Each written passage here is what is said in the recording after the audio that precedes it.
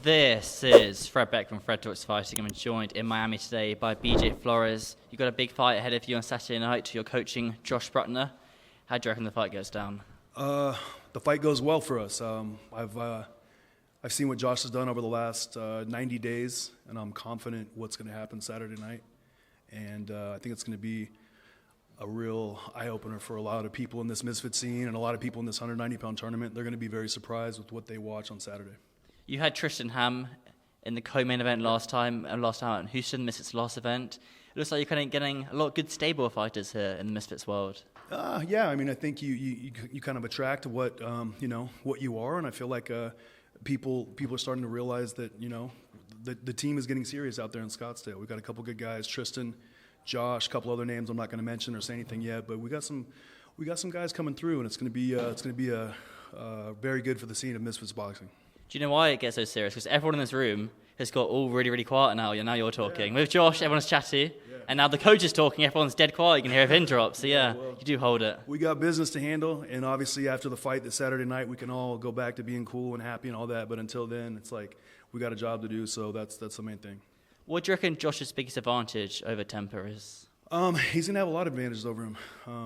People are going to be surprised. I don't want to give away too much, but he's developed a lot over the last 90 days. And it's been a lot of fun to go to work every day, clock in, and I don't ever have to tell him to be ready to work and ready to train. He comes in ready to go, and I like that. I don't want to have to motivate you every day. You got to come in with that, but I can show you what to do if I'm motivated. If I get a guy with that kind of energy, he's going to go a long way. So I think Josh is just barely getting started right now. Obviously, Josh coming off a loss to Salt Pappy, obviously that was only a year and a half ago. Yeah. How do you go about being the coach, bringing a fighter's confidence back up after a loss? Well, you didn't know what he was doing at all. Like, Josh is just starting to learn the process of how to behave in the ring and how to behave before the fight and how to train every day, and it's a process, and he didn't know what he was doing, honestly. So I don't really take anything from the Salt Pappy loss. I don't even consider it like really anything. I kind of like any fights he had in the past is like just a learning experience, but his career really is going to start on Saturday night. Okay, interesting. Sounds pretty good then. Were you in Tampa 2 weeks ago for Jake's fight? I didn't see you. I know, right? I was trying to find you, but I didn't see you. But yeah, I was in Tampa, and Jake looked great, man. Great knockout. Mike's a tough guy. People are like, oh, Mike, he knocked him out. He didn't look like he could box. But remember what he did to all those guys in the BKFC. He knocked all those guys out. He made them all look like very ordinary, and Jake really manhandled him. So I thought it was a great performance. Jake's obviously hitting very, very hard. What weight do you prefer Jake pull at nowadays? 200. 200, yeah, he's a true 200-pounder. The whole 185 talk with, the KSI fight and all that, it's not going to happen at that weight. It's got to be like maybe 195, 196 at the lowest, but I'd like to see Jake at 200.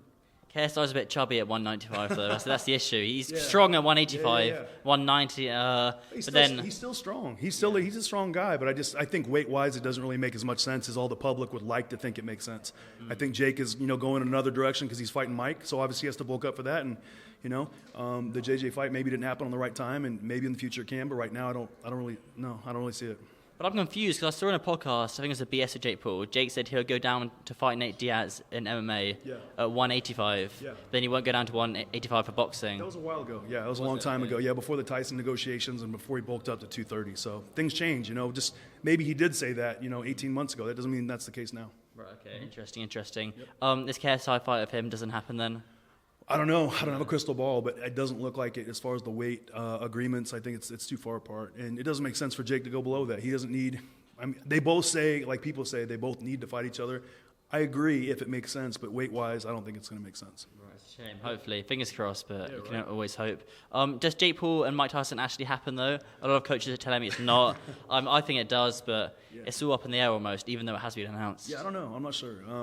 I hope it does. I hope for Mike it does because I know Mike was excited about the opportunity, and he wanted to make it a real fight. I think Jake wanted to do the exhibition, and Mike wanted to make it a real fight, and.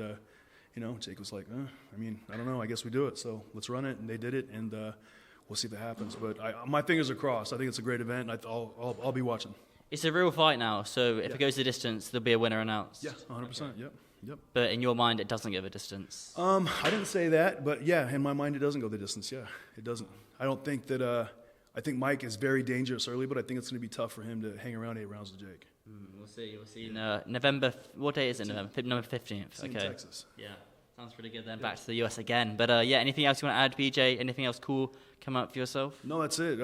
Big shout out to Misfits, to Wasserman, to Kala and Nisa Sauerland for putting on these great events. It's a great opportunity for us to be here, to have these opportunities to fight on the zone, to be in front of such a public audience, and we're excited and we worked hard, and that'll show Saturday night. Awesome. BJ, thanks always for your time. Yep. Thank you, man.